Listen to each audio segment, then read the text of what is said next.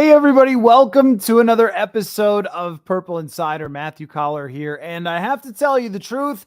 When I scheduled a live stream for tonight, I forgot that Game 7 of the Stanley Cup playoffs was going on. So I have the hockey game on my TV right over here. And so you're going to see me peering over here. But luckily, we are in the intermission to start the show. So hopefully a lot of you can jump in. We could talk a little football, and then I'll be watching it as continuing to talk football with you because that is what I do. This week on the show, it's been random question week. So hopefully you caught the episode with Arif Hassan. That was a lot of fun. And the other episode where I was asked to make an entire team out of fullbacks. And I did that a couple nights ago, but I thought it wouldn't make any sense to do random question week without people coming on and randomly popping in and asking questions. So I'm going to need that from you guys here. I also have a couple other things to talk about, including my discussion with Rich Gannon for an article. It wasn't a podcast,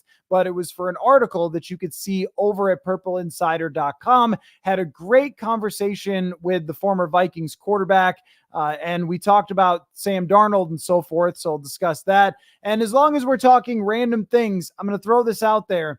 Today, I played golf, and it was an elite, flawless golf day. A little bit windy, but I'm not going to make excuses. There was a nice breeze blowing through, sun out, perfect temperature, 82 to 84 degrees while I'm out there playing. And I played with my friend Sam Ekstrom, but we couldn't find a third and a fourth. So we just played with two randoms. And the playing with randoms thing can go either way. And it worked out really well for me today, where I played with two guys they actually didn't know each other. They just played solo, which I respect. And they were cool guys. They played pretty well. They moved along at a good pace. But if we're talking about random stuff that's just going on in the summertime, when you play with random other golfers, you are either in great shape or terrible shape. Sometimes I've had people who don't know how to play. One time a guy asked if it was okay if he smoked weed while we played, but today worked out great. So anyway, since we're doing random, if you're here watching, jump in the comments, ask a random football or Vikings question. Does not matter. There are no rules other than probably if it's who's going to start as the quarterback at the beginning of the season. That's not really random enough. So I need more random than that. And until you guys get some questions in the comments, I will. And I also have a bunch of them that are, piled up from Twitter as well. So I might jump into those because I've got a lot of crazy questions there. But I want to start off just with this interview that I had with Rich Gannon for an article. And I gave Rich a text. He used to come on the radio when I was on 1500 ESPN. So I had his number and I shot him a text and just said, "Hey, Rich, I'm writing about Sam Darnold. What do you got? Can you help me out? Let's talk about Sam Darnold." And so he texts me back and says, "Hey, I got 10 minutes right now." So I call Rich and I said, "Rich, how does Sam Darnold become the next you?"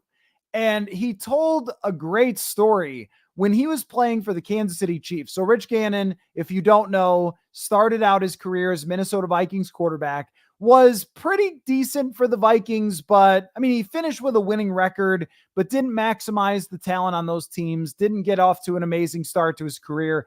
They eventually traded him to Washington. He ends up in in Kansas City.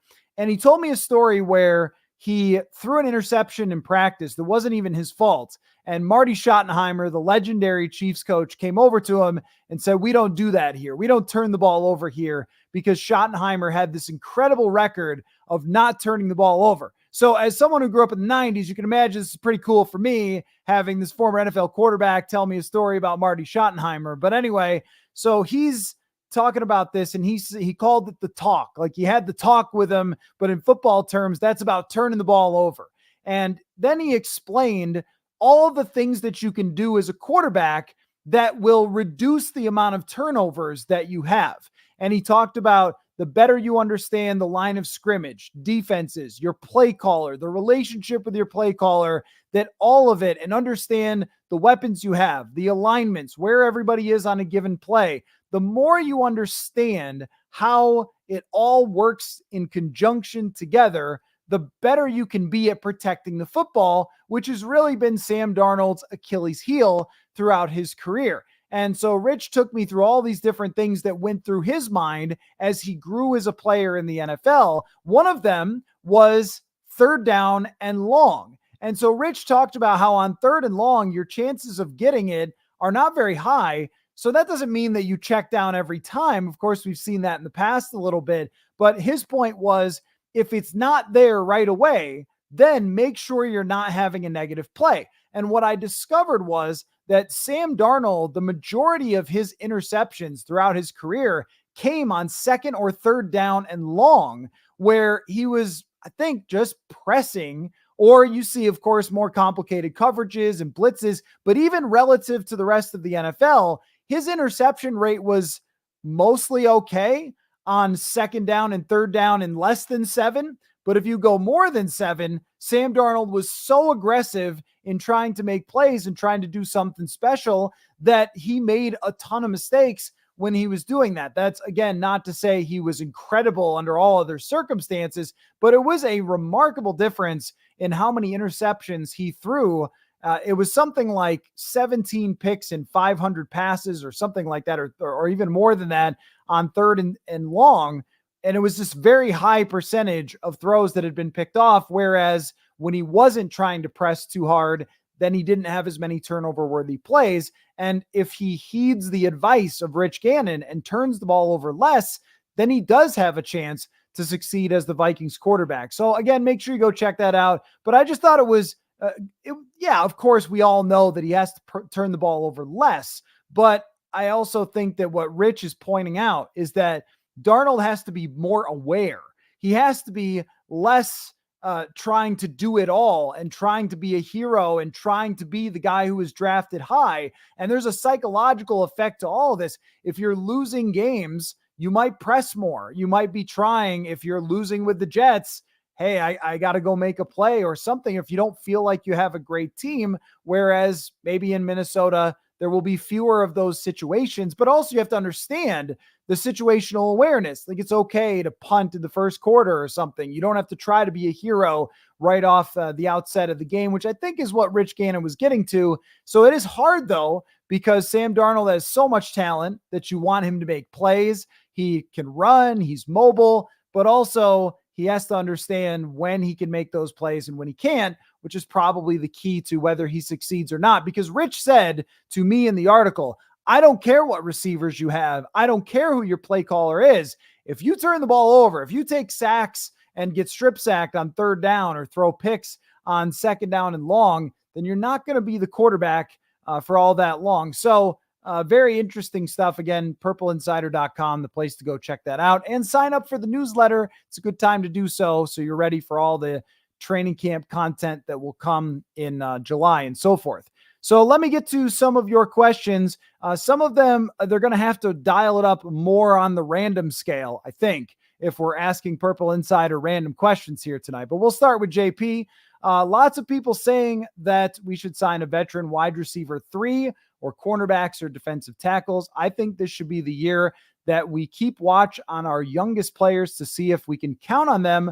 Our competitive years will be next year. JP, I don't think that's super random, but I think it's very smart of you. I don't think that it's totally necessary that the Vikings go out and sign a Hunter Renfrow or Yannick Ngakoue or something to be the extra edge rusher. It's okay if they just decide that we're going to wait and see, and we're going to find out how some of these players that are unproven can handle the heat. Because if they had gone out last year and they kept Jordan Hicks, but if they had gone out last year and added another veteran linebacker or something, then maybe we wouldn't have found out about Ivan Pace Jr. Or if they went out and added a veteran cornerback, they played Josh Metellus at nickel corner out of necessity. And then it turns out that there's something there. Now, this has gone the other way sometimes in the past. Holton Hill, for example, was a time that it definitely did not go in the right direction. And the 2020 defense, where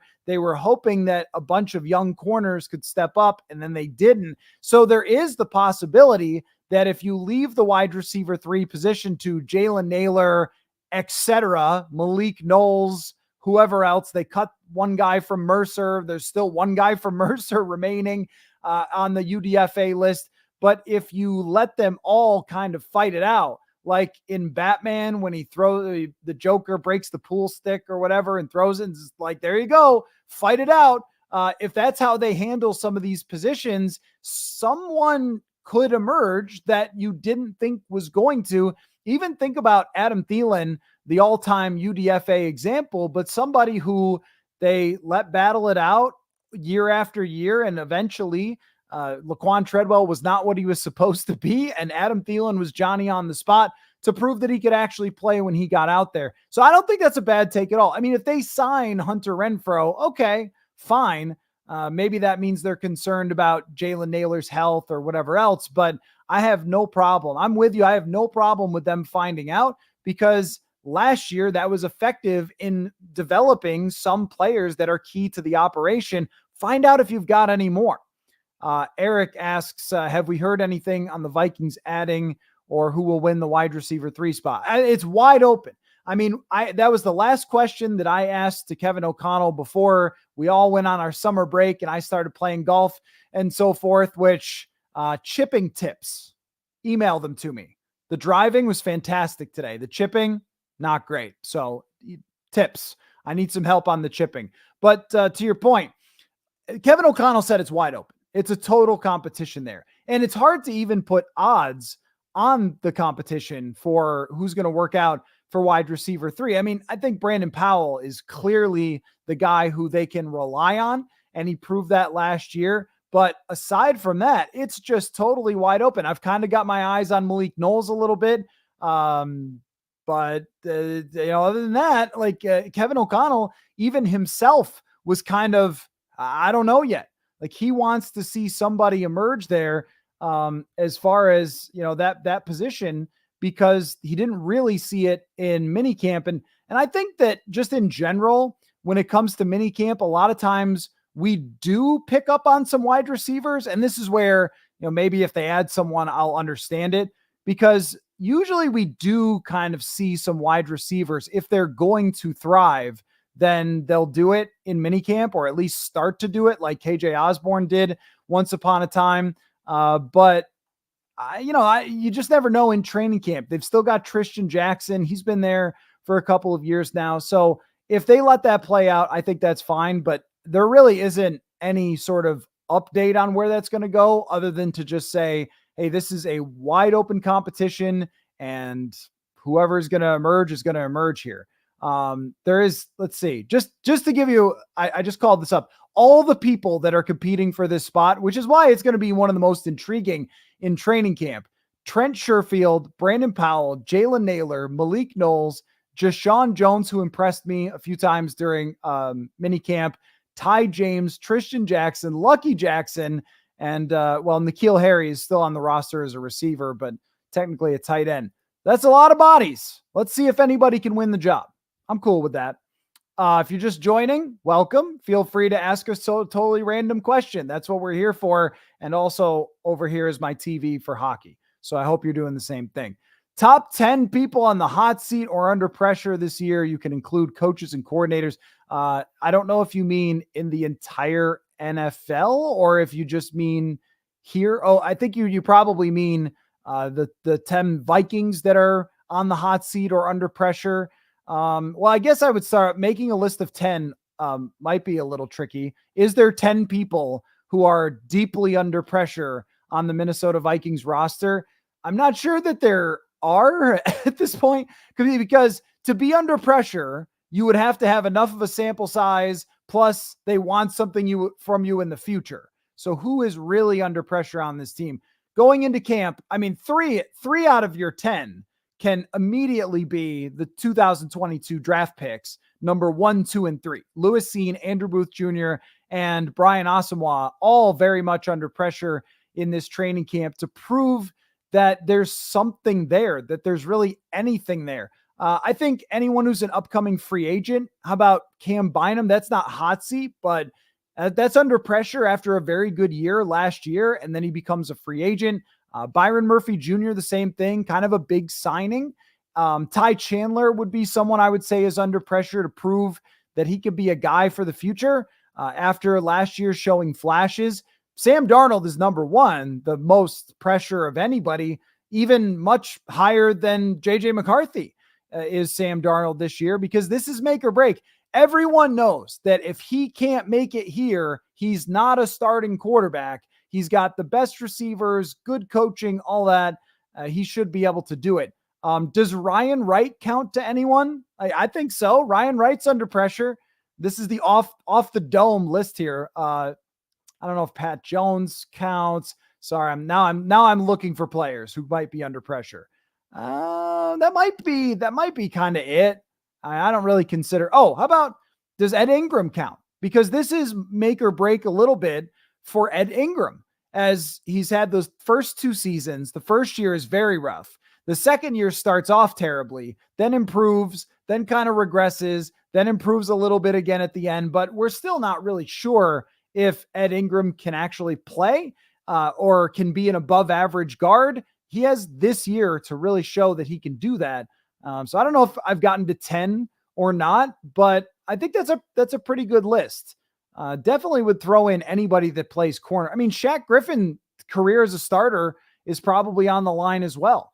So again, I don't know. I wasn't counting, but I think that's a pretty good list. Let's see. Kyle says, do you have a favorite top 2025 prospect yet? Assuming that we pick between 8 and 10. Kyle, I wish I could do something for you there, but I don't look at the draft prospects until the end of the NFL season. I watch college football the same way you do on Saturday. When I watch the NFL, it's different from when I watch college. When I watch the NFL, I'm very locked into everything that's happening because I talk about it. When I cover a Vikings game, every single play I am dialed into. And I take notes and I'm writing articles and I'm interviewing all those things. But even on a Monday Night Football game, even if it doesn't really involve the Vikings, I'm probably watching pretty close. A lot of times we do live stream on Monday, so I'll do the TV over here. But then after the live stream is over, I'm watching close. I'm reading what people say. I'm really like paying attention. College football is the opposite for me. Very casual. It's on all Saturday. I'm in and out. I'm mowing the lawn, going to the grocery store, doing whatever I need to do, because Saturday is my only day off during the NFL season. So it's just kind of vibes for me. It's not, I'm going to watch every game. I'm going to study the prospects. I don't read the prospect writers and their way too early mock drafts and stuff like that. It's just too much for me. So as I watch throughout the season, I'll catch on to a few prospects, but normally my draft work comes when the season ends. Then I start to research who is involved. And then I start to go back and watch those guys play on highlight reels and read about them and draft analyst opinions and stuff like that. So that's a long way of saying I have no idea, but I can say this: corner, defensive tackle, that whoever is that, where the Vikings are picking, that's what they need. They need a defensive tackle and a corner. No matter what happens this year, they're going to need that. So whoever the top player is, just draft them. Daniel says, do you believe KOC will turn over play calling after this year? I don't believe Kevin O'Connell ever in his career as a head football coach will ever turn over play calling, period. I don't believe he ever will. I think that he will call the plays until they take the headset off of his head and bury it 100 feet deep in the ground. Kevin O'Connell is a former quarterback who wants nothing more than to be in the headset of that starting quarterback. He wants to be in total lockstep with that guy. They want to be on the same page. Like, honestly, they were with him and Kirk right before Kirk got hurt, was as much on the same page as those two guys ever were with the play calling, the understanding of the offense. He wants to recreate that with JJ McCarthy. I don't think he will ever decide to walk away from that. But that's the reason that you hire him. You hire him to be your Kyle Shanahan, your Matt LaFleur. I think Matt LaFleur calls the plays. That's what you have him for. And that's why you need Brian Flores, because Kevin O'Connell's not going to be a defensive guy. Never, ever, ever. He is a former quarterback. That's his job. That's what he's going to be. So I don't think he'll turn over the play calling ever. Evan says, you and Kevin both said you aren't buying something about the Packers. Kevin Seifert, right. What's one thing you are buying and one thing you aren't buying about the Bears and Lions? So with the Lions, it's still their defensive coordinator, Aaron Glenn. He gets talked about all the time as if he's this great coach. I have not seen that yet. I don't feel that their defense is all that complex for opposing quarterbacks to play against. So they will improve with their personnel, but are they improving in the same way that Brian Flores improves the Vikings? I don't think so, because I don't think that they cause enough problems for quarterbacks post-snap, pre-snap to post-snap, enough confusion. They just don't seem that hard to figure out. And maybe that's Aaron Glenn being a little antiquated, being a guy who played in the early 2000s, and so did Dan Campbell. And do they really know what's going on right now with the way NFL defenses are just designing their pressure packages, their coverage, deception and stuff like that. So I'm not buying that the Lions will suddenly sign 2 or 3 players and have a great defense. What about the Bears? Well, I'm buying that the Bears are in a very good position to be better than they've been in a very long time eventually. Am I buying the Bears as being a great team this year? That I'm not so sold on. Not so sold on their offensive line. Their running game is pretty meh. Their secondary is quite good, I think, but they have one guy up front who's really exceptional. I'm not sure that they have more than that. I guess I wouldn't buy the Bears as anything more than the 3 seed in the division. It's really 2025 that I would, but I think that most people are not setting the bar super, super high. Maybe the one thing is that I'm not buying that Caleb Williams will be a super, super quick adaptation to the NFL. I think that he is going to need more work than a lot of other quarterbacks because of the way he played. He did well from a clean pocket, but when he got pressured, it was a real struggle when he got pressured. And I think that if that's what's happening in college, then that's what will very likely happen in the NFL as well. Okay, now here, that's a good random question. Great job there. Here's another very good random question. You guys are good at this random question thing. Let's see. Malkill? Sorry if I pronounced that wrong. It's kind of hard to read on my screen. Give me your all-time top 5 NFL linebackers. Okay, so linebackers all-time. Now, this is what's hard about linebackers a little bit is, does an outside linebacker count? Does Lawrence Taylor count as a linebacker? He's more of a pass rusher, but I would say he does. So Lawrence Taylor's the all-timer. Mike Singletary, Ray Lewis, Junior Seau.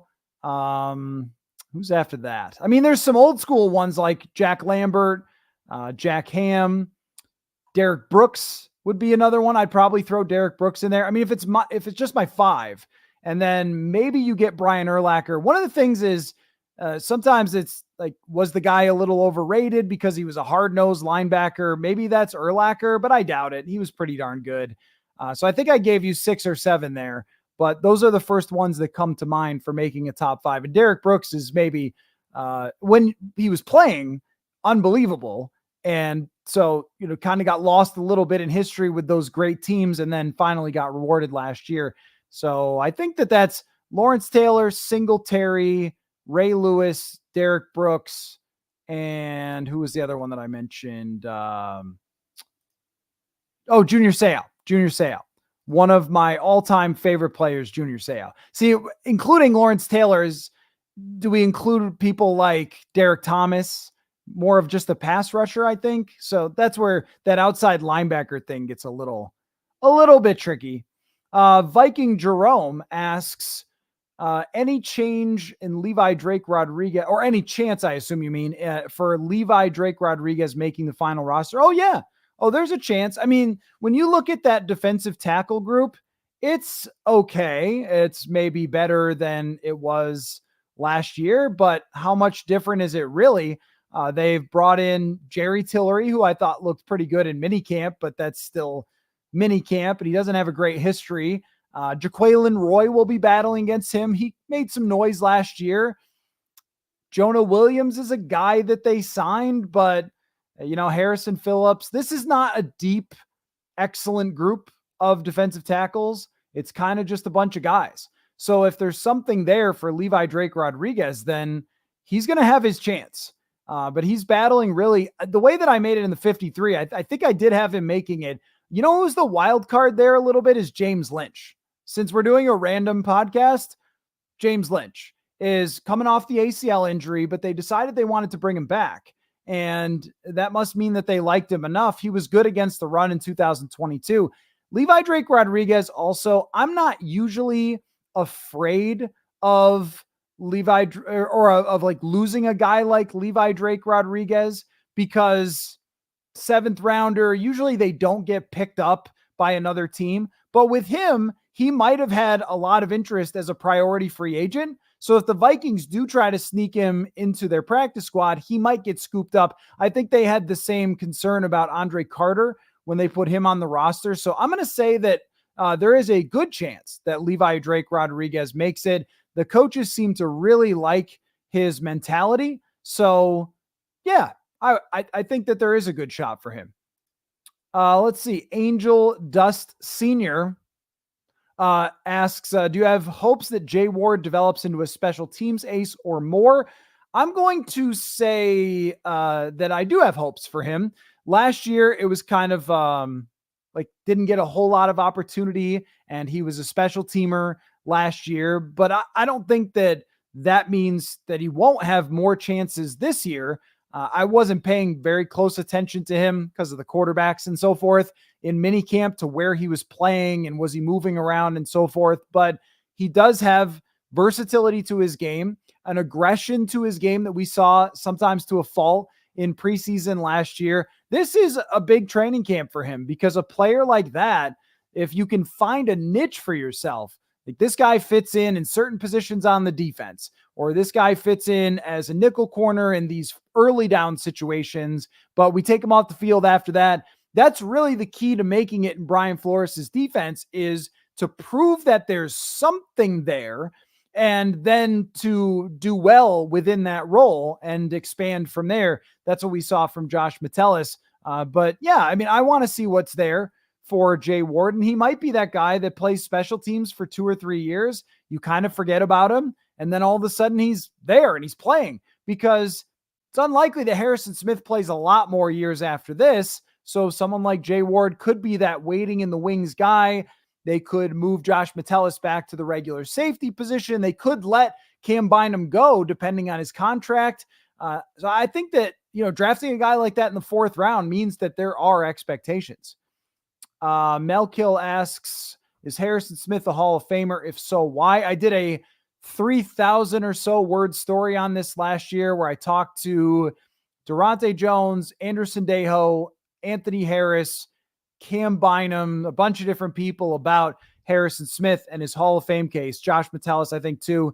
And I believe that Harrison Smith belongs in the Hall of Fame. If you look up defensive backs in the Hall of Fame who have 6 Pro Bowls, there are very few who have 6 or more that are not in the Hall of Fame. If he were to get to 7, then that's super rare air for Harrison Smith. But 6 still puts him in the ballpark of a lot of the best defensive backs ever. The other thing is, too, defensive backs are criminally underappreciated by the Hall of Fame. And that could be the challenge for Harrison Smith, that he didn't have a championship. And look, should that matter? Probably not that much, but it does historically for making the Hall of Fame, that if you have a championship, it means you played in front of the Hall of Fame voters in national games and on TV and in a playoff run, and they're going to talk about you a ton. You're going to probably make big plays in the playoffs. He just hasn't had a lot of opportunities to do that in the postseason. Not really his fault at all, but that's the fact about Harrison Smith. I think he belongs, but he will have a very tough time actually getting there. The other part of it too, not a self-promoter at all. I mean, he could actually be, if he wanted to, Harrison Smith could be one of the best broadcasters in the NFL. I am sure of that from all the years of talking to Harrison Smith one-on-one or in press conferences or whatever. I know that he is one of the smartest football people on earth and that he could really be great at it. He has more personality than you think, but I don't think he's going to do that. That's just not who he is. So if he were to become a broadcaster and everyone fell in love with him, then he would get opportunities to be in the Hall of Fame. It's just the reality of how it works. Look, JJ Redick, if he's not doing his podcast, he's not on TV, he's not coaching the Lakers. You can guarantee that. So it does make a difference. John Gruden comes back to the NFL after being on TV. So that would be my suggestion for Harrison Smith. When you retire, go be on ESPN for a few years. They'll put you in the Hall of Fame after that. Deserving, but I don't think it's the most likely thing. Maybe 50-50 shot at best. I shot you 99. What former Vikings player were you really pulling for, but things just didn't work out for them? Chad Beebe was one for me personally. Yeah, I guess when you talk about pulling for, I never root for stuff because it's just not in my nature. Whatever happens kind of happens. But when I think of players who either I thought were going to work out or that I know that guy was good enough but didn't get a chance or got injured or something like that. You know who actually comes to mind is Jerick McKinnon. And it's not that Jerick McKinnon didn't work out. He was a decent player for them, but I always thought that he could have been better if he had had more opportunities, better running situation in 2016. And I think he proved to some extent in Kansas City. He comes to mind as someone that I always thought this could be an RB1. He is a pass catcher. He's a blocker. He's a very good blocker. He's a smart player, and he's got that explosiveness, but it just never seemed to come together, or he was never really believed in. I'll give you another guy that falls under that same category. Cordarrelle Patterson is somebody that, I mean, he was the best kick returner maybe ever, just pure kick returner, not punt returner, but kick returner. And he should have been getting the football in his hands. 2015, 2016, in 15, who is Teddy throwing to outside of Stephon Diggs just starting to emerge? Mike Wallace? They really should have been using Cordarrelle Patterson to get them easy touches and easy yards, and they just didn't do it. And as far as, I think that your question's maybe a little more directed to guys that never did anything like Jerick and Cordarrelle did. To Sean Bauer, that's a deep pull. You want to talk about random? How about that? To Sean Bauer was lanky, big giant guy. I think he may have gone to LSU. So of course the Danielle Hunter thing popped up, but in training camp and practice, to Sean Bauer was so good at times that they cut Brian Robinson for him in 2018 and decided to keep Bauer. It just never happened. And I don't know if it was opportunity or whatever, but Bauer had, he had a lot of things kind of go against him during his career. He had lost some family members right before he started his NFL career. He just had, some tough times to go through and was, I believe, an undrafted free agent. Would have been a good story. Just didn't happen. Daniel says, what's the most boneheaded NFL play you ever saw live or on film? Okay. Well, 2 nominations from Kevin O'Connell's trick plays. You guys know what they are. Pitching the ball from the tight end to the quarterback. No. Why? No. So that's just no. That's just a bad one. Don't do that. Throwing the ball to Kirk Cousins. How about that one? That was also bad. There was no reason to throw the ball to Kirk Cousins. So that's 2 right off the bat. How about this? In 2019, the Philadelphia Eagles playing the Vikings, they decided to run a trick play to have their kicker throw the ball. That was also a really terrible decision and did not work out. I think it was the end of the half. Was probably at the end of the half, they decided they were going to trick the Vikings and have Jake Elliott maybe throw a pass. So it's mostly trick plays that I've seen live. I'm trying to think of some of the craziest stuff that I've seen. I mean, the Vikings have done a lot of crazy stuff. How about, boneheaded is I didn't see this. I wasn't there in Tennessee. I had just moved to Minnesota. I didn't travel to the opener in 2016, but Marcus Mariota throwing the pick 6 to Eric Kendricks was insane. Like, they were winning the game. They were driving. They had a chance to just put it away, and he throws it right to him. Oh, I'll give you my all-time favorite boneheaded play of the Kirk Cousins era.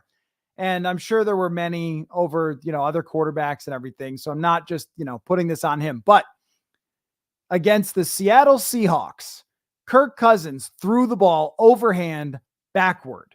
2018. I'm sure you guys remember it. It was either Sunday night or Monday Night Football. He drops back. He kind of panics a little, turns around and throws it overhand to Latavius Murray, who somehow grabs it and runs for 5 yards and was taken down.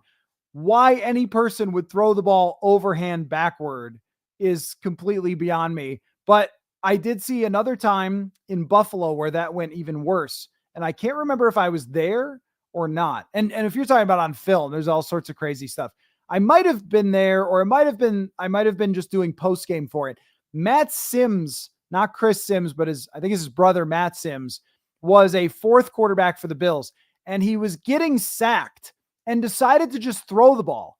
And he threw it backward and it bounced. You can find this play on YouTube. It bounced like 14 times backward and went 30 yards backwards as he was getting sacked.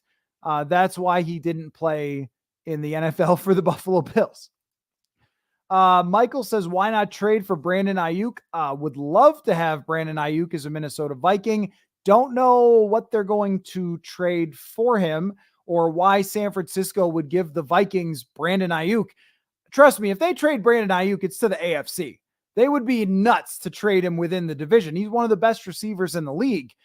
Can you afford the number 1 most expensive wide receiver and the number 2 or 3 most expensive wide receiver in the league?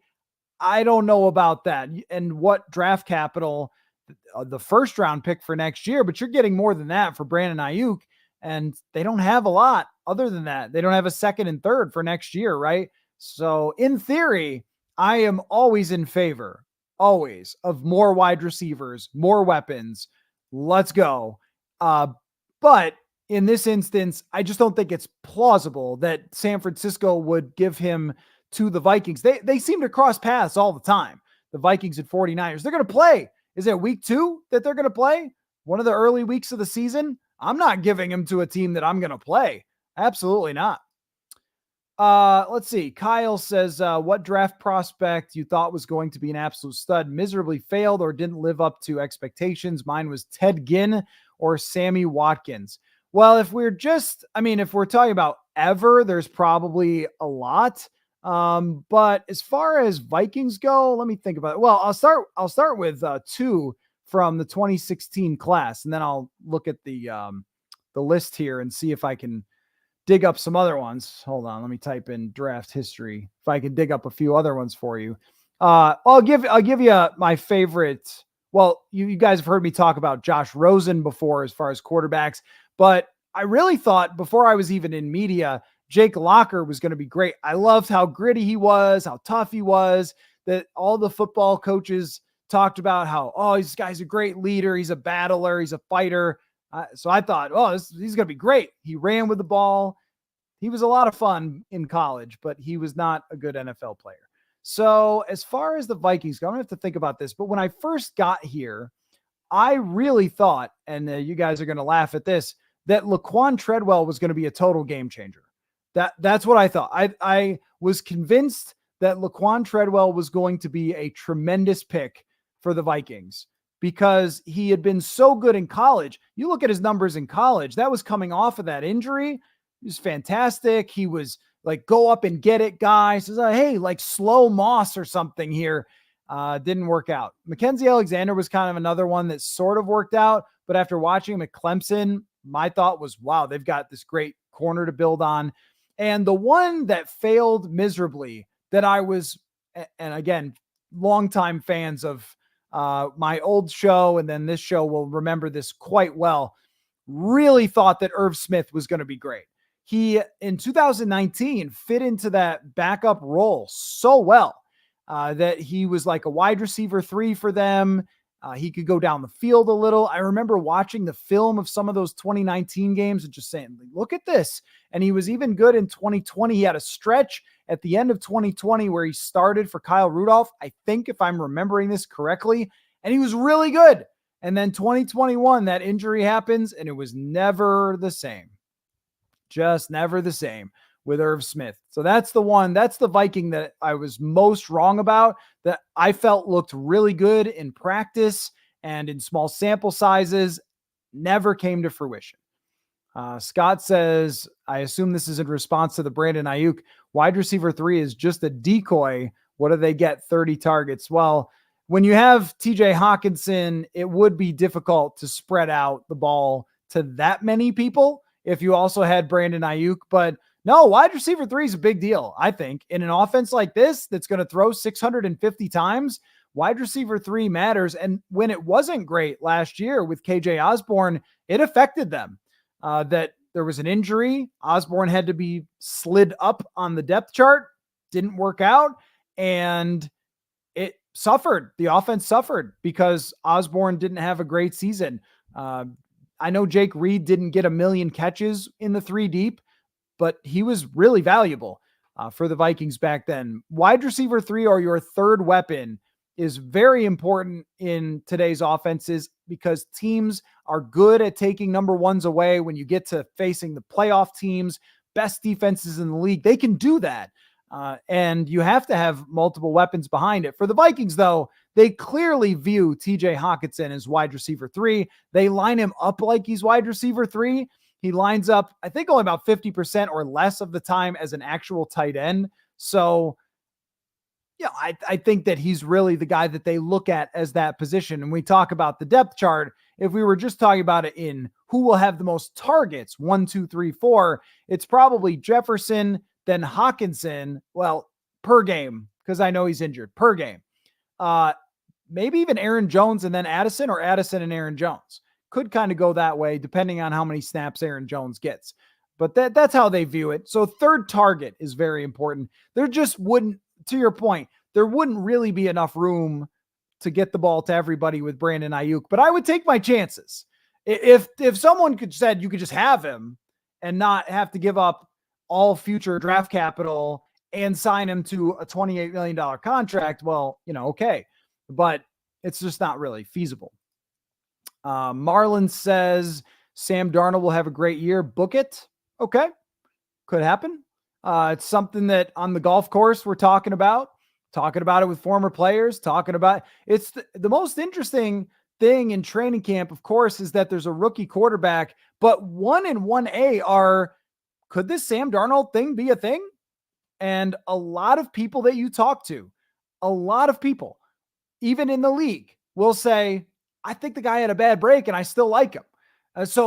And if I talk to people that said, look, just don't call me about this. I don't buy it. It's not happening. That happens sometimes where I'll have a stupid idea and I'll say, well, what do you think of this to somebody that I know? No. Let's not go there. But something like this, the feedback I keep getting from everybody that I ask, most recently, Rich Gannon, is, no, I think something could be there. So would it be shocking? No. It wouldn't. If he starts for the whole season, it wouldn't be shocking. But I also am trying to be reasonable based on Sam Darnold's history and not come on and tell you that Sam Darnold's going to have this top 10 season. It is possible, though. Random question. Who is your favorite Viking of all time? So if we would have to go before I cover the team. No favorites when covering the team other than, good interview. You like players with good interviews and stuff like that. Like Latavius Murray is my favorite player to interview, put it that way. Patrick Peterson also, if we were making a Mount Rushmore of great players to interview, Latavius Murray and Patrick Peterson would be 2 that I would put up there with no question. Adam Thielen also probably up on that list. And I'd have to think a little bit harder for the 4th player, because there's a lot of great, really smart players who are awesome to interview. So that's one question. But those 3 stand way out: Thielen, Patrick Peterson, and Latavius Murray. As far Terrence Newman was up there too. I enjoyed talking with him. But as far as historically, if we were going back before to when I was a kid, when I was just watching football, there's some that are big stars like John Randall. It was cool to have him on the podcast. If you missed that, go check it out. Talk pass rushing with him because he was a legend when I was growing up. Randy Moss, everybody liked. But I'll give you a deep cut favorite Viking player that I used to use all the time on video games and was never actually that great in the NFL. That's David Palmer. David Palmer, punt returner, running back, wide receiver. You could do anything with David Palmer. Put him at any position on a video game. And that's where I got a lot of the appreciation for players way back in the day. Watch football on Sunday, play with every team in the league on a video game, use David Palmer all the time. I would trade for him because he always had great speed and great agility, but the Vikings just didn't use him that much. Let me scroll down a bit here. So Evan meant when we were talking about under pressure, the entire NFL. So I answered it as a Viking under pressure, like Mike McCarthy said. Yeah, Mike McCarthy is definitely up there. I'd have to think about this for a second. It's a good random question though. So let me see if I can come up with a couple here of coaches who would belong under pressure. Players would be a much longer. There's so many. I mean, every year is year to year with players. I think Sean McDermott in Buffalo is one where they're selling this sort of on the fly rebuild, but the expectations are extremely, extremely high for the Bills every year that they have, Josh Allen is their quarterback. They moved on from Stephon Diggs, which I'm sure some of you were like, oh yeah, they did it, but they won 4 division titles with Stephon Diggs. So don't make the stupid voice just yet, because he made a huge difference in their offense. And if they move on from him and then it doesn't work out, it's kind of like the Vikings where you moved on from Diggs and then missed the playoffs the next 2 years while his team won their division. Kind of tough to say, when he was somewhere else winning the division. I know it led to Justin Jefferson. That's very important. The point just being, if you're the Bills and you move on from a player like that and you say, no, we've got this draft pick receiver, we're good to go, and that doesn't work out, and Josh Allen is unhappy, and if Sean McDermott's defense that's been so good for so long falls off, then he will be under a lot of pressure this year. Robert Saleh, that one goes without saying. Is Sean Payton under pressure? I don't know. They just gave him the entire franchise. Let's see. I mean, is Jim Harbaugh? Probably not in the first year. Kevin Stefanski, you win coach of the year. You can't come back and win like 3 games. Coach of the year has kind of been a curse in the past because it sets the expectations high. And then if you disappoint, then you often get fired. Doug Peterson in Jacksonville is under pressure quite a bit. You got to win now. With Trevor Lawrence after you sign him to that huge contract. You're right about McCarthy, Brian Dable for sure. Is Nick Sirianni in Philly because of the nature of Philadelphia? We probably think, well, they made the playoffs, but there was a lot of scrutiny for him down the stretch for last year. There's probably a few more, but that's where the most pressure, I think, exists. Does it Atlanta, Dennis Allen, does that, or I'm sorry, New Orleans? Does anyone even think about New Orleans? When we talk about NFL teams and coaches and all that, do we even discuss them? They've just sort of faded since Breeze into being another team in the league. Okay, Todd is offering quite a challenge here because I closed the window. I think it was slowing down the internet a little. I closed the window that was reloading and melting my computer that had the depth chart for the Vikings. So 9 offensive linemen that are on the 53. Okay. Off the top here, Darisaw, Brandel, Bradbury, and of course, Ed Ingram at right guard and Brian O'Neill. So there's your starting 5. David Quessenberry will be the swing tackle. Dalton Reisner. Then who's after that? Walter Rouse. That's 8. And Dan Feeney. Bang. There you go. There's your 9 offensive linemen. Would be surprised if it's anybody else. Maybe Michael Juergens, their 7th round draft pick, could beat out Dan Feeney. That's going to be hard to do. Feeney has a lot of experience. So I'm not even in training camp shape. Just reeled off the entire offensive line depth chart. That's why I'm here. That's why I do this. Matt says, aren't you watching hockey, Matt? Matt's a big hockey guy. Do you have a strong feeling about the college football tournament over bowl games? I like the tournament, but it feels odd having bowl games being assigned to tournament games. I have always been in favor of a college football tournament. Who was it years ago? Mike Leach years ago went through it and talked about why it makes the most sense. Division III does it that way. And I don't mind that. I don't mind the bowl games because what did they mean before? Even if it was a big game, oh, this is the Orange Bowl. What's it for? Fifth place?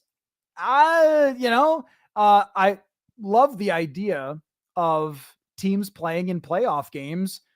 That's what we do in America. If this was soccer, and sometimes don't certain soccer leagues, I'm sorry, I know nothing about soccer, but I think some soccer leagues still it's just whoever has the best record.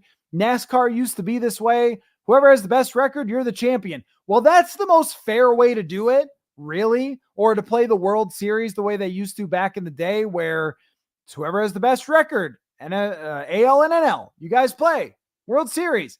That's the most fair. We all know that's the most fair, but in America, we want playoff games. So I want playoff games. Give me the tournament.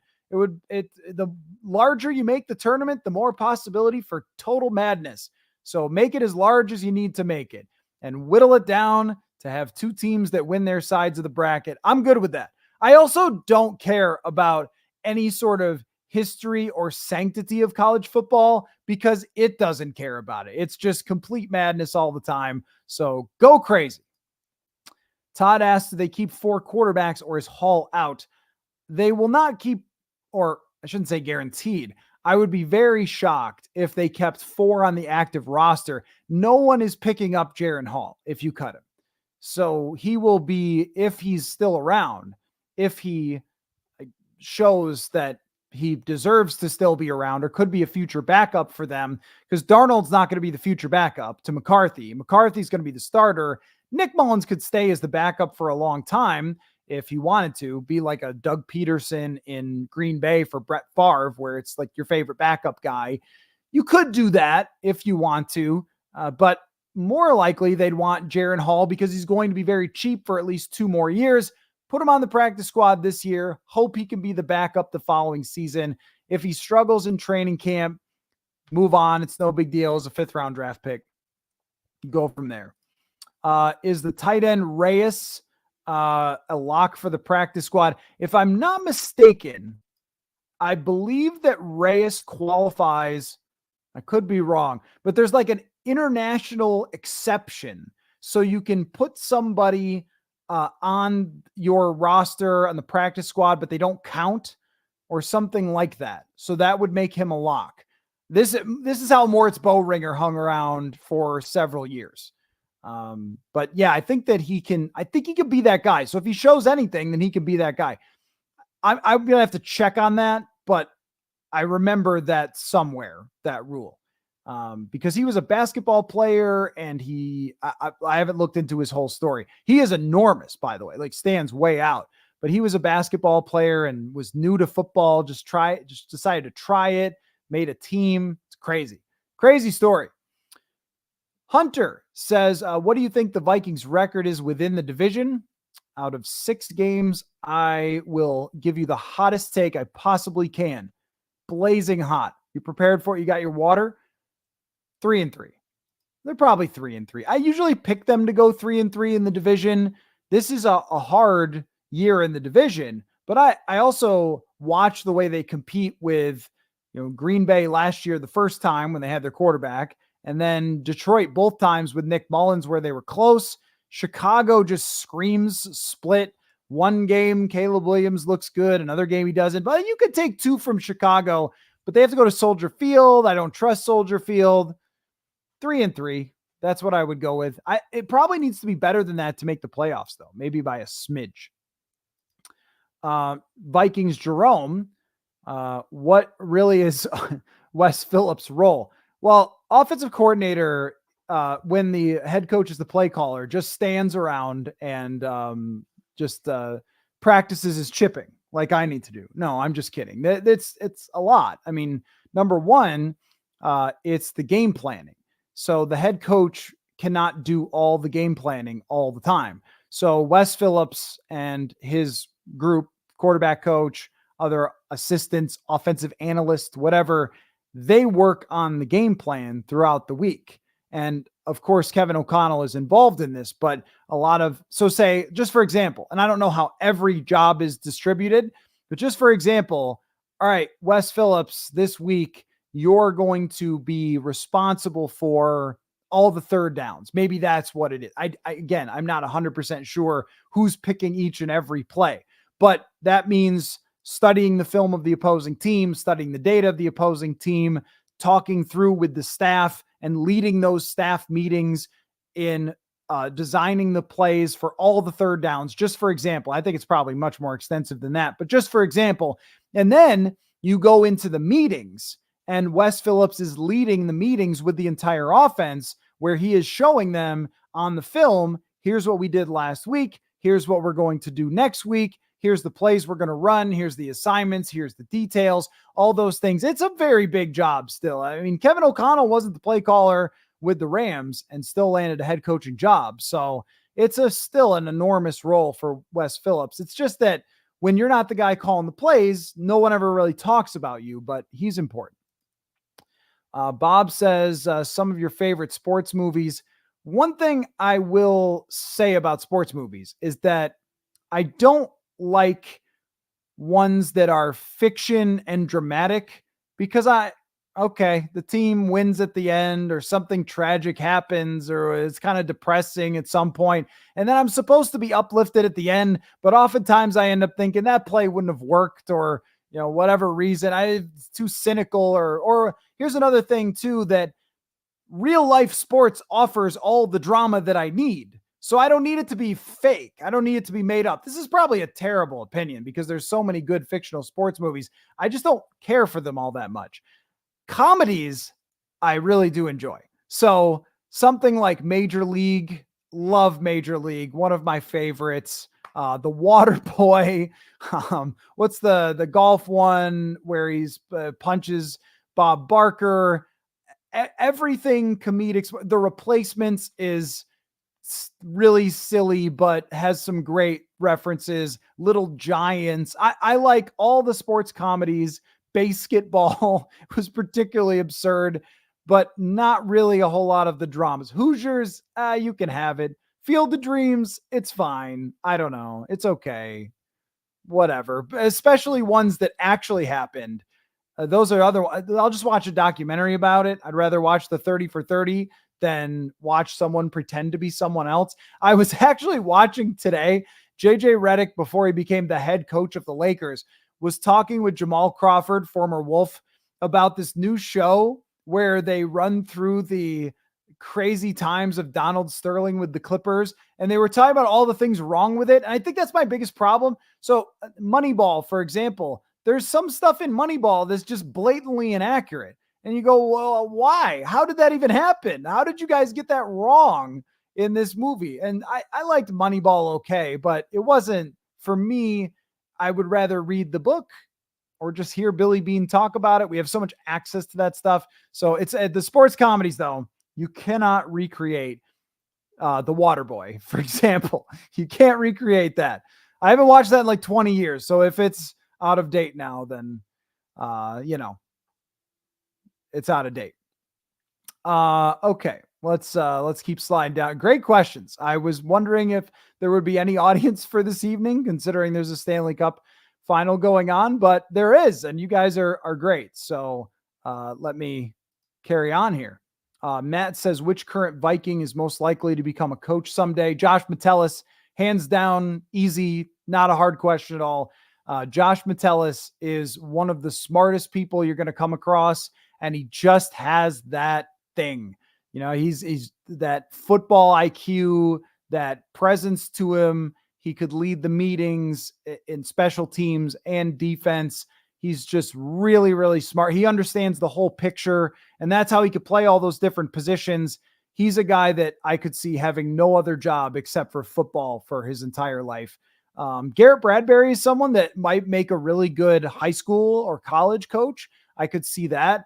Brian O'Neill has a real coach's presence to him, or maybe he's just 6'7", but he's just a great talker, real great, leadership. You could see him commanding a room of kids looking up to him or something like that. I don't know if it'd be on the NFL side. Metellus strikes me as someone who could be like a D'Amico Ryans or something, like an NFL coach. Harrison Smith could if he wanted to. I don't know if that's a role that he's going to actually want. Who else? I might have said Alexander Madison before, but obviously he's not here anymore. I don't know about Aaron Jones if he wants to. He's got that vibe to him. Usually what you can see is the combination between this guy loves the X's and O's of football, and he's also got a presence. He's also this natural personality that people are going to gravitate toward. And that's why, it's kind of an easy answer. Jordan Hicks would have been somebody that I would have mentioned last year, but that's why it's an easy answer for Josh Metellus. CJ Ham, probably. Ham doesn't like to talk because he's a fullback, and fullbacks don't talk, but he knows everything about football. Special teams coordinator CJ Ham, I could see it. Jared says we need to reject the idea that Pro Bowl should be used on a player's resume for Hall of Fame. Not saying you're wrong about Harrison Smith. Just hate the Pro Bowl thing. Let's use Pro Bowl teams, if anything. No, look, I am, or all pro teams, you said. Sorry. I'm with you. Of course I'm with you. Personally, I would use the PFF data to decide. If I had to decide between player A and player B, I would just look at their data and not just grades, but everything.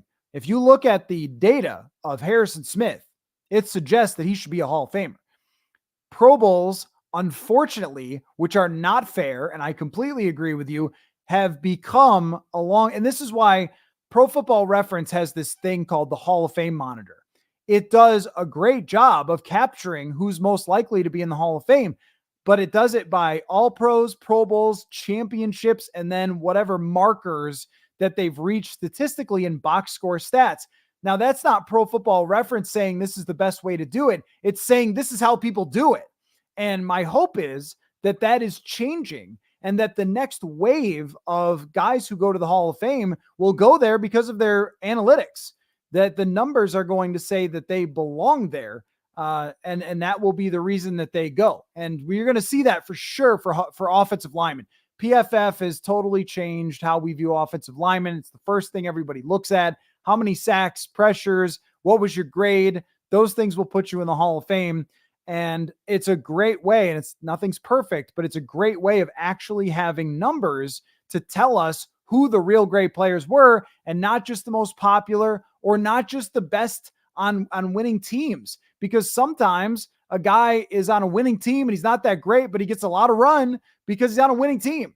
And he gets talked about a lot. And sometimes guys get buried who are really good players. I agree with you 100% that Pro Bowls is not the best way to decide that Harrison Smith should go to the Hall of Fame. It's really the rest of his numbers.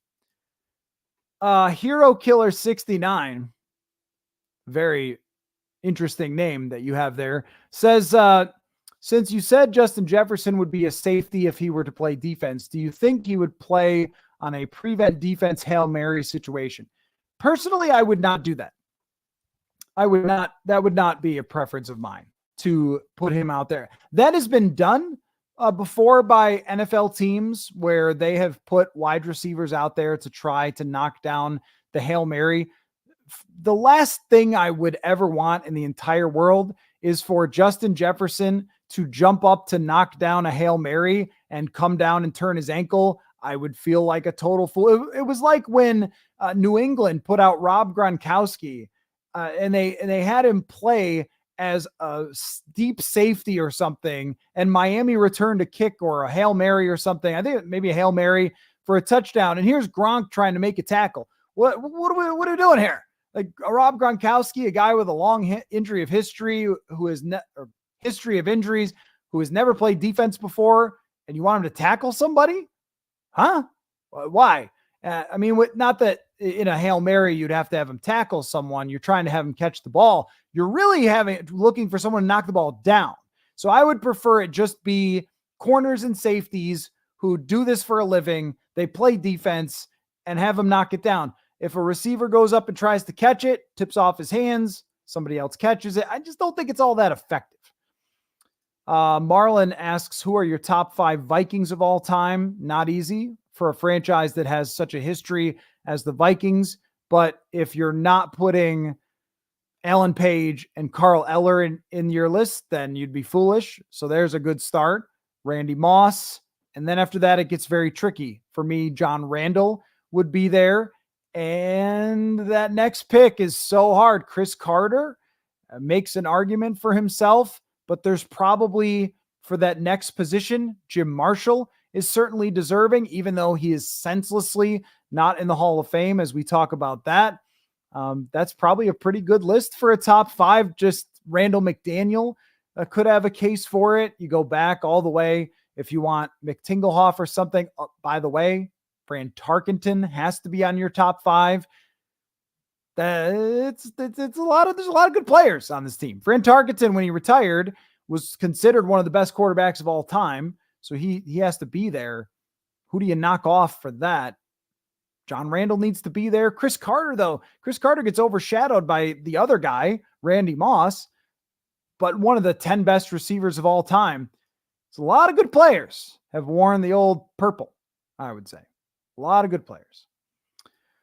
Let's see. Malkill asks, what are the 3 franchises in the NFL to never reach the Super Bowl?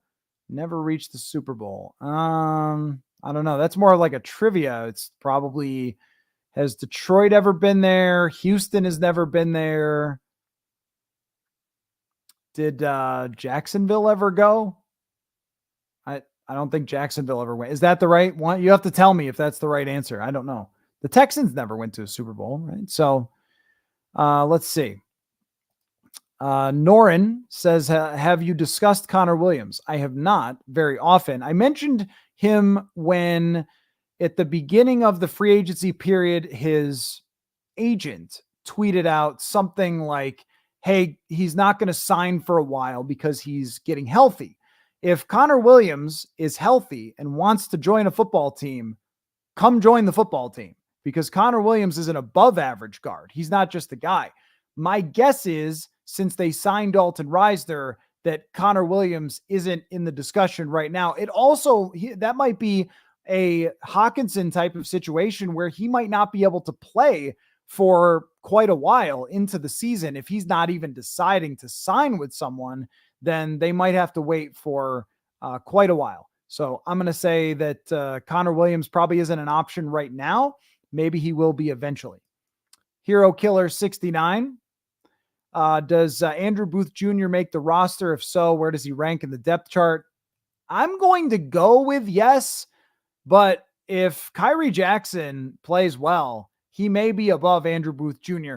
It just seems that those 2022 draft picks are not Brian Flores types. He didn't pick them. It was a different defense, and he wants guys who could be aggressive and make tackles. That's where Andrew Booth Jr. is going to have to show in training camp and preseason that he's willing to be physical and he's willing to make some plays as far as being a tackler. And you can't tackle in practice, but you could be aggressive. You could play physically in training camp, and they want to see that from him.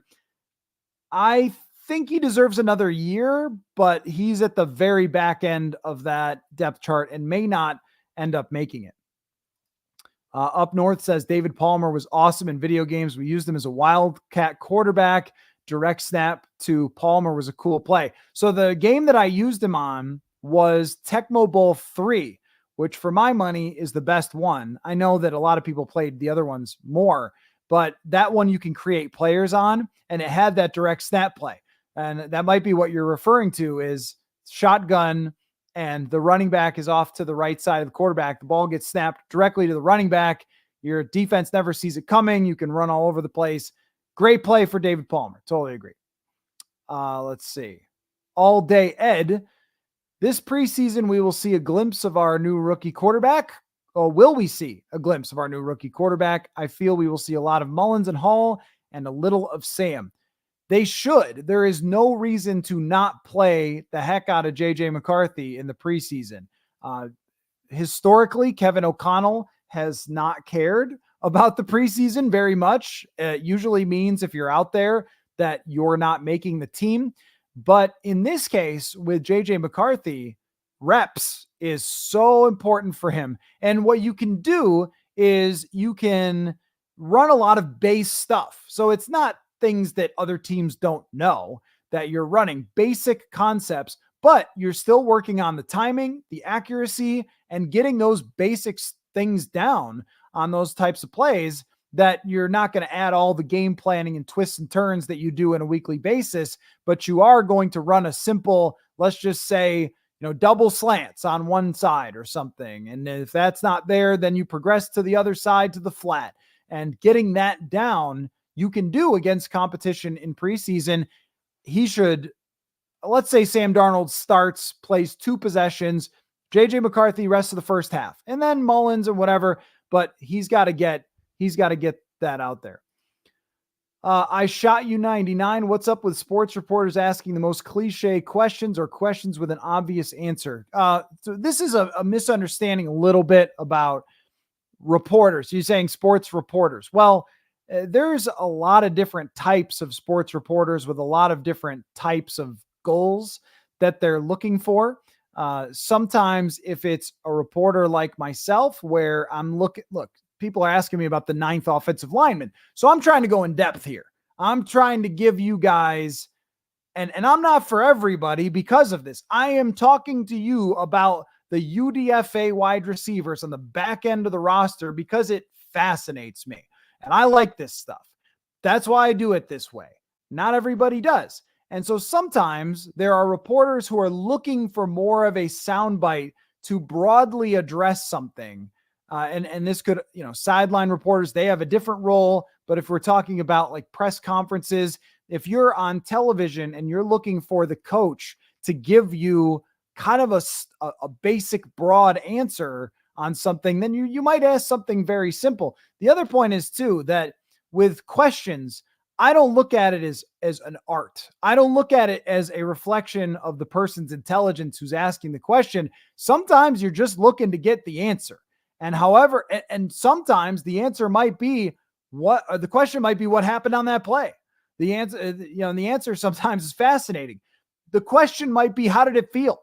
Whatever it was, how did it feel? And you might get a great answer. You might get a bad one. There really is not some catch-all. I have heard questions that I thought, oh, this is the worst question. Why is someone asking this? Get the best answer. And I have plenty of times asked questions myself that I thought, great question, me, and didn't get anything out of because maybe it was too convoluted or something a player didn't want to talk about. That's the other thing too, is I've seen this before. Well, why don't reporters ask more about the X's and O's? Well, we do, but a lot of, teams aren't going to give their game plans in the press conference. So you have to do it in certain ways, in a specific type of way. So if I'm writing a story, I'll give you an example. I'm writing a story a couple of years ago about punt returning. And so I asked all the punt returners and a punter about why it was so difficult. And they broke down for me in depth about all the different factors that have to go into that. And the punter showed me with a Gatorade bottle, this was Jordan Berry, the different ways that he could make the ball spin in the air. Those are things, those generalities in a way that they are totally willing to explain. If I asked them to draw up their punt return play, they would say no. So, a lot of times it's, post game. Also, you're probably watching more press conferences post game, which are going to be a lot more what happened on that play, because that's what you're looking for is just, we haven't broken down the film. We're not going to identify all the bunch of schemes and stuff like that in fast motion all that often, but I'm just watching the game. So you're going to ask, what did you think of that call by the ref? This player had a big game. What did you see from him? Like, it's going to be a little more simple then, but there's no great art to it. You're looking for answers. You're looking for information. Sometimes the simplest question, even if it's cliche, will get you the best answer. Let's see. More wide receiver 3. Cade wants to know, what would you put the odds of us bringing in to camp for a wide receiver 3 spot? Some interesting names out there. I'll go 25% that they bring someone in. It just feels like that they would prefer to have somebody just emerge rather than trying to bring in somebody washed. It hasn't been a very successful strategy at wide receiver, by the way. Think about this, wide receiver is such a valuable position that if the whole league has looked over all these names that you're talking about, which are there really a lot of interesting names, or I don't think there are. As Hunter Renfrow is one, but hasn't been good in a couple years. The whole league has looked over all these guys and said, no, we're not paying you. As valuable as the position is, I have to believe that a lot of teams would love to have these guys be great, but more likely than not, they've had them in workouts or they know about injuries or whatever off-field potential reasons that aren't out there, something, or they just don't think the guy can play or fit into their system. You also have to have guys that fit into what you want to do. You can't just throw anybody out there like we do on video games. You have to have a reason, like they run, these particular types of routes well, or they don't. So you have to know those things and analyze those things for fit. And as of right now, they haven't shown any interest in believing that any of those free agents fit, which is fine because, I think your odds of having somebody emerge are just as good or better than having the next Jordan Taylor or having the next Tajay Sharp just come in and not fit and fail. Selling McCarthyism says, is KOC really the right guy? It feels worse than Zimmer. I'm not sure what feels worse than Zimmer. Now, Mike Zimmer was a good football coach, so let's give him that when you say it feels worse than Zimmer, I mean, Zimmer won a lot of games. If you look at his career win percentage, it's very high. Didn't win a Super Bowl, but won a lot of football games over the years. And the wheels came off at the end. So we remember what we saw last and not what we saw first, which was Mike Zimmer overhauling a franchise that had fallen into total disrepair and then turned it into a legitimate championship contender for at least 3 years, but you could argue for 5 years.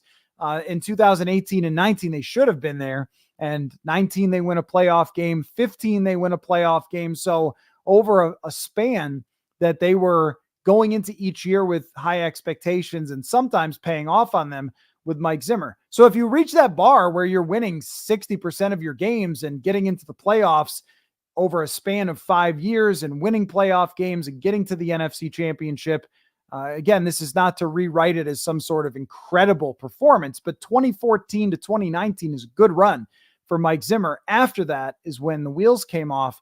So if Kevin O'Connell does the same thing, he'll have succeeded pretty well.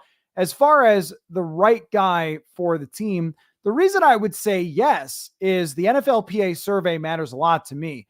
That means he has full buy-in from the players who are the most important in terms of trying to win games. He has galvanized the locker room 2 years in a row in good times and in bad. And not losing the team when things went bad last year is a feather in his cap that the players still gave him an A+ as a head coach. He has passing schematics that work. And from the time that he took over to the time where Kirk Cousins got hurt, they scored the 7th most points in the NFL with a quarterback that usually just sort of hung around the top 10, but was not necessarily elite. That's pretty impressive to me. He made an excellent hire of Brian Flores. Is he perfect? No, I don't think so. But when you have someone who runs your franchise at a certain level and proves that they can do this job, think of all the coaches who just get fired because they can't do this at all. Guys who just immediately, like your Matt Rules and your Joe Judges and Matt Patricias. Remember Matt Patricia? They just kept letting him coach and their franchise fell apart entirely. Like if you have someone who reaches a certain level, then you want to give them a lot of room to operate. And I think Kevin O'Connell does. That is a front door of a franchise. He's very good. And as an offensive mind, in a passing game, I think he's very good. But I would not say that he's the best coach in the league. I wouldn't put him like way up, at the very top with the coaches that have won Super Bowls. He's going to have to prove that. But, I do think that he is of the level that you want to let him play this out. And look, you let him draft McCarthy, that's going to be his proving ground. He's going to have to develop McCarthy into a good starting quarterback or it's not going to work out. But I would give him time and space to work because I think he's already established himself as a good NFL head coach. Doogie, not the Doogie I know, but another person who goes by Doogie, says, who is your favorite Viking free agent pickup of all time? Might need some help on this one from the gallery here. All time. Let's see. Well, now, just from my time covering the Minnesota Vikings, it would be Case Keenum. I think Brett Favre was a free agent, so he's probably the best of all time. Free agency hasn't gone on for that long, so he's probably one of the best. Warren Moon, I think, was traded here. Was Chris Carter traded here? Anthony Carter was traded here. Free agent. Trying to think of some of the other great free agent pickups. You guys are going to have to nominate some for me. Chester Taylor. That's a good one. Ryan Longwell. That's another good one. But Case Keenum is probably by far the best. You know who was really great just for 1 year was Zadarius Smith. That's a good one. Patrick Peterson worked out really well. They didn't win a ton, but that he was really good. But if you've got other nominations off the top, then yeah. Do I talk to Judd Zulgad all the time? Almost every day. Antoine Winfield, of course. Antoine Winfield. Steve Hutchinson, great nominations. Yes, great nominations. Pat Williams, you guys are on point. Very good work. Very good. Yes, 100%, all three of those. It's probably Steve Hutchinson, Hall of Famer. It's probably him. Pat Williams is a good one. And Antoine Winfield was one of my favorite players when I was growing up in Buffalo, and it was crushing when he left. So that should have come to mind immediately. For some reason, I went to Chester Taylor, but Chester Taylor was good though. He was very good. But yes, I'm still very good friends with Judd Zulgad. Yeah, one of my favorite people of all time. One of the best dudes out there. Selling McCarthyism says, considering statistically Dobbs did better in Arizona. Come on. No, he didn't. What? Come on. We're Josh Dobbs. We are not seriously evaluating Kevin O'Connell on Josh Dobbs. No, we're not doing that. I'm not doing that. That's absurd. Josh Dobbs is a 4th round pick journeyman who bounced to 11 different football teams, came here and did the same bleep that he did everywhere else, which was like he had a couple of good games with Arizona and then a couple bad games, and he did the same thing here, and he's just not really an NFL starting quarterback in any way, shape, or form. And then when Nick Mullins came in, they almost won 3 games. They were very close to winning 3 games, but that has nothing to do with developing JJ McCarthy. Nothing at all, nothing anywhere close. He didn't adjust the offense enough, as if he was supposed to invent an entire new offense in the middle of the season. No, we're not doing that. Tony Richardson, that's good. Tony Richardson is good. Have we talked about the best trade this team has ever done? No, we have not yet. And I'm thinking Jared Allen. That one has to be up there. Best trade. Anthony Carter. Anthony Carter has to be the best trade, I think. I say something like that, and I know you guys will come through. Nominations. You guys have a second to think. But Anthony Carter, Miami had drafted him. He'd played in the USFL, and then they traded something for him, and he comes in and has this unbelievable career, one of the best playoff games ever in history in San Francisco. I mean, that's a heck of a trade.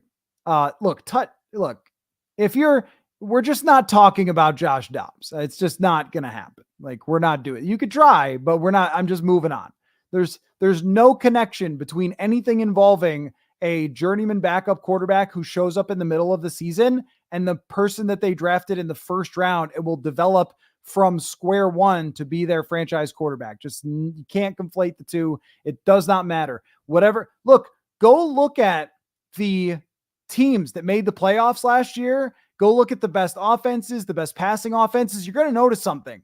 All their quarterbacks were healthy. If you're making a point about how Kevin O'Connell handles a quarterback, why the would you use Josh Dobbs and not Kirk Cousins, who played really well? Oh no, I broke my camera. It says my camera was unplugged. How did that happen? Did it run out of juice? Did it overheat? You guys can still hear me. Let me try to hold on. I think it might have overheated. It's hot down here.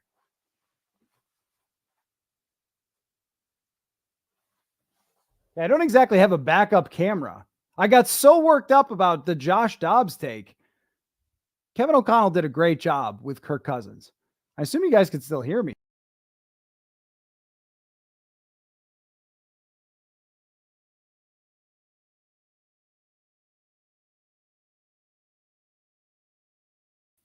Okay, wait, we can still hear me, right? Camera back. Oh, there I go. Huh. Sorry about that. Little glitch there. That's what happens. Look at my face. It's all red. Why wouldn't we talk about how he worked with Kirk Cousins? It's really good, right? So I was like 5 minutes away from wrapping up anyway, and then I get all worked up. Maybe I pounded the table or something. Sorry about that. But the point just being that Kevin O'Connell, over 2 years, worked with Kirk Cousins closely to develop to the point of Cousins being totally secure with the offense and operating it at a super high level in a more confident way than he ever had before. I would just go as far to say that matters a lot more to our evaluation of Kevin O'Connell than what he did with a backup journeyman quarterback who's looked like that everywhere he's ever been. That's the point.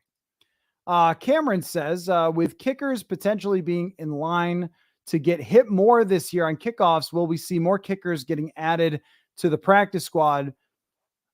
My plan is that they should use Kamu Grugier-Hill as their kicker. He can kick off. He's done it in an NFL game once before, and he's a linebacker. That's who they should use.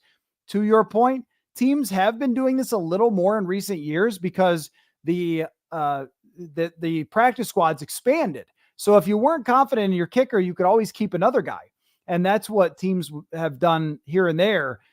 I think that's a good idea. They might actually keep John Parker Romo as a practice squad kicker. Not a bad idea. So let's see. Herschel Walker. Yeah. Herschel Walker. Yep. Herschel Walker. Not a good trade. That was not a good trade. At least you guys could still hear me. Dobbs talk killed the camera. I know. You guys are right. Yeah, there was. I got so worked up that the camera died. I probably just moved the table and it disconnected. So I talked about this a little earlier, but favorite players to deal with media-wise, Latavius Murray, Patrick Peterson, Adam Thielen, they won our Media Good Guy Awards. I will say this about Kirk Cousins, about as easy for a quarterback to deal with over the years, was always gracious with his time for one-on-ones, answered questions.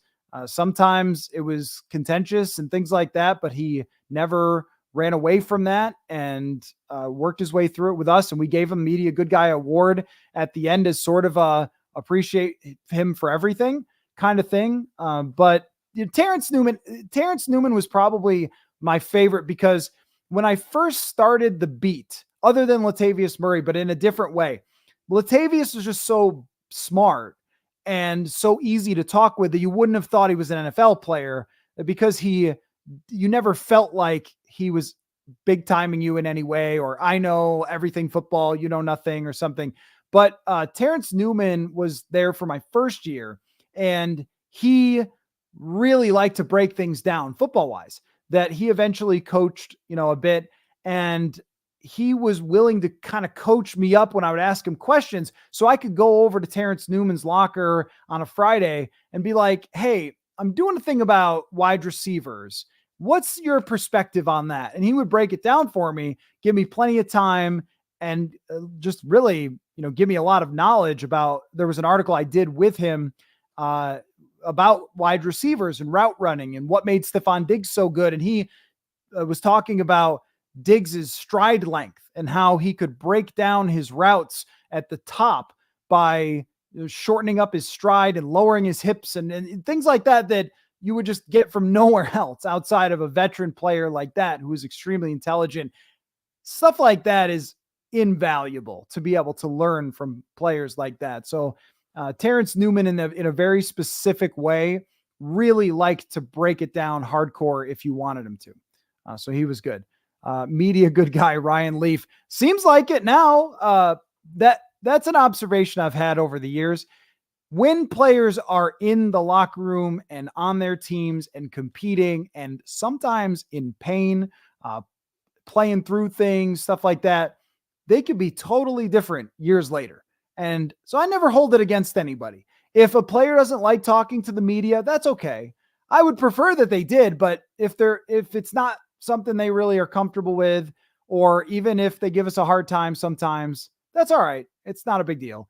And a lot of times you see them down the road. There was a former player that I ran into who not too long ago, it's Radio Row, who was not friendly with the media when he played for the Vikings.